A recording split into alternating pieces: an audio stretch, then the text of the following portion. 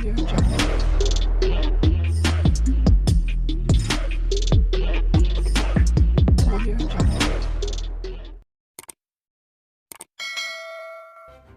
kasih karena memilih channel ini. Sebelum kita mulakan video ini, sila pertimbangkan untuk menekan butang like, share, dan subscribe, dan aktifkan butang lonceng Anda agar Anda sentiasa mendapat info-info percuma pada setiap hari dari channel kami. Dan tinggalkan komen Anda karena komen Anda amatlah dihargai. Terima kasih. Negara kini sedang berdepan isu ketirisan subsidi diesel yang serius dan wujud kemungkinan terdapat pihak yang tidak layak namun masih menikmati subsidi itu, kata Menteri Keuangan II, Datuk Seri Amir Hamzah Azizan. Memberi contoh mengenai penggunaan diesel bersubsidi dalam negara, beliau berkata penggunaan itu adalah lebih kurang 6,1 bilion liter sebelum COVID-19 dan kini penggunaan diesel bersubsidi mencecah 10,8 bilion liter. Kalau kita kira peningkatannya ialah 70%, jadi mana subsidi diesel itu pergi? Kita rasa buat masa sekarang, ada kemungkinan besar subsidi itu berganjak kepada sektor yang tidak berhak mendapat subsidi. Tuan-tuan, kalau membeli diesel, daripada stesen petrol kita akan membayar Rm2.15 per liter, tapi kalau kena bayar kadar komersial, jika Anda dalam sebuah syarikat dan tidak layak untuk subsidi diesel, Anda perlu membayar lebih kurang Rm3.48 per liter. Jadi perbezaannya amat ketara, katanya ketika berucap pada Perhimpunan Bulanan Kementerian Perdagangan Dalam Negeri dan Kos Sara Hidup KPDN di sini pada Kamis. Turut hadir Menteri Perdagangan Dalam Negeri dan Kos Sara Hidup Datuk Armizan Mohamad Ali. Mengenai kemungkinan subsidi tersebut berganjak kepada sektor yang tidak berhak mendapat subsidi diesel, beliau berkata perkara itu mengakibatkan beban lebih besar kepada pengurusan keuangan negara. Ketirisan ini yang perlu kita hentikan. Duit kita bayar kepada syarikat yang tidak sepatutnya mendapat subsidi. Ia sepatutnya pergi kepada rakyat untuk kita bina sekolah yang lebih elok, klinik serta infrastruktur lain yang lebih penting kepada rakyat. Kita kena tutup kelompongan yang ada dari segi ketirisan ini. Kita tengok dari segi jumlah subsidi diesel yang diberi tahun lalu lebih kurang Rm20 bilion. Jadi kalau kita dapat potong setengah pun alhamdulillah, katanya.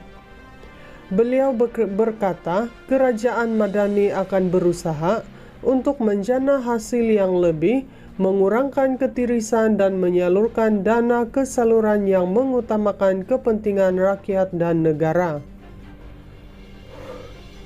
Amir Hamzah turut berkata bahawa Malaysia mempunyai peluang untuk keluar daripada kekangan ekonomi walaupun mengambil sedikit masa, serta menekankan keperluannya usaha berterusan untuk mencapai hasrat tersebut. Sebab itulah dari segi pihak kerajaan, antaranya melalui Kementerian Pelaburan, Perdagangan dan Industri, kita telah berusaha untuk menarik pelabur datang ke Malaysia. Alhamdulillah, tahun lepas kita lihat pelaburan diluluskan berada pada satu tahap yang tinggi dan tidak pernah lagi dicapai sebelum ini, yaitu sebanyak Rm329,5 bilion jelasnya. Kerajaan kini katanya turut memberi tumpuan untuk memperluaskan lagi dan usaha itu sedang dilakukan menerusi cukai perkhidmatan yang telah dinaikkan kepada 8% berkuat kuasa 1 Mac lepas berbanding 6% sebelum ini.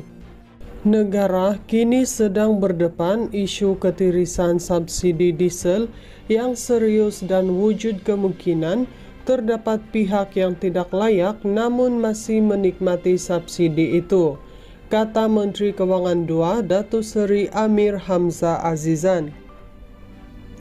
Memberi contoh mengenai penggunaan diesel bersubsidi dalam negara, beliau berkata penggunaan itu adalah lebih kurang 6,1 bilion liter sebelum COVID-19 dan kini penggunaan diesel bersubsidi mencecah 10,8 bilion liter.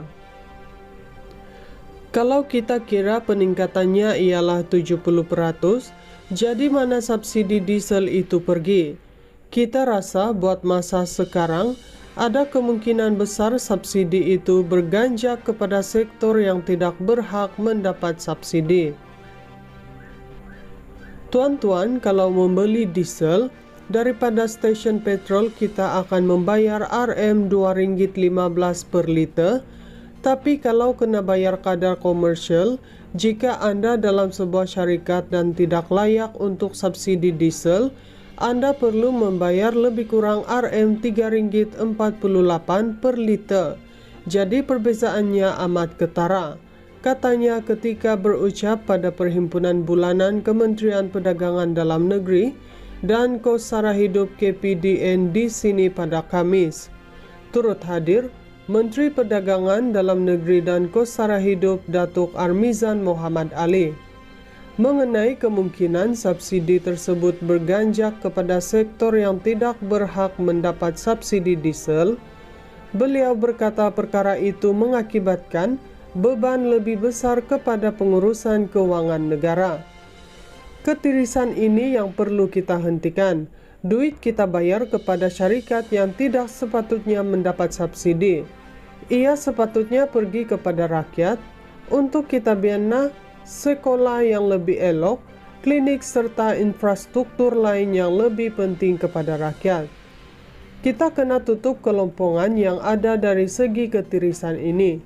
Kita tengok dari segi jumlah subsidi diesel yang diberi tahun lalu lebih kurang Rm20 bilion. Jadi kalau kita dapat potong setengah pun alhamdulillah, katanya.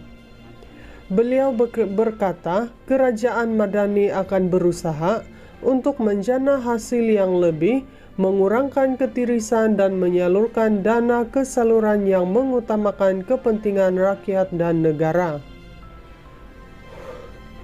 Amir Hamzah turut berkata bahawa Malaysia mempunyai peluang untuk keluar daripada kekangan ekonomi walaupun mengambil sedikit masa, serta menekankan keperluannya usaha berterusan untuk mencapai hasrat tersebut. Sebab itulah dari segi pihak kerajaan, antaranya melalui Kementerian Pelaburan, Perdagangan dan Industri, kita telah berusaha untuk menarik pelabur datang ke Malaysia. Alhamdulillah, tahun lepas kita lihat pelaburan diluluskan berada pada satu tahap yang tinggi dan tidak pernah lagi dicapai sebelum ini, yaitu sebanyak Rm329,5 bilion jelasnya. Kerajaan kini katanya turut memberi tumpuan untuk memperluaskan lagi dan usaha itu sedang dilakukan menerusi cukai perkhidmatan yang telah dinaikkan kepada 8% berkuat kuasa 1 Mac lepas berbanding 6% sebelum ini.